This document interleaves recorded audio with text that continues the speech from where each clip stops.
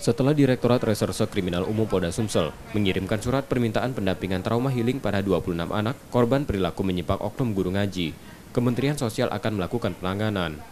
Koordinator Bidang Asesmen UPT Balai Besar Rehabilitasi Sosial Penyandang Disabilitas Fisik Kemensos menilai trauma healing dibutuhkan agar korban tidak melakukan perbuatan serupa ke depannya. Pendampingan meliputi pemeriksaan psikis anak, dampak sosial, dan lainnya.